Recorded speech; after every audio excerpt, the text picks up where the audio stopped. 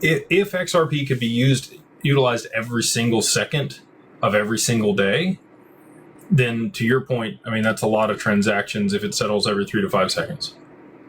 Unfortunately, that's not possible. Institutions aren't going to, give up their XRP to settle it all day long. They're going to hold it for durations of time. I'm going to go with, again, this is not my math. This is, who's the guy at BlackRock? Michael Barr went to the Fed. Robbie Mitchnick. Okay. Robbie Mitchnick was the head of digital assets at BlackRock. He came from Ripple. While he was at Ripple, he created a calculator that shows how XRP could get to $10,000. In his calculator, he actually had a metric or an input for how many times that XRP could be used per day. His limit in the calculator, Robbie Mitchnick, the guy that worked for BlackRock and Ripple, that built the calculator, was 10 times a day that an XRP could be used. That was his maximum number. How did he come to that number? I don't know. Okay, so that's far less than 17,280 times a day.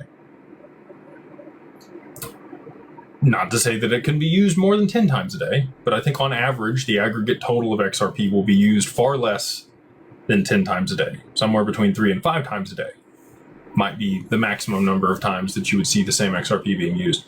And also, depending on how much XRP is available at any given time through the DEX to be able to settle all this stuff and what's on the open market, the supply could be constricted significantly if people wanted to hold it on their balance sheet.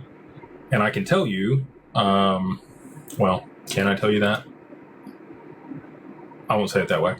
I think that certain entities and people participating with XRP would be advocates for locking it up.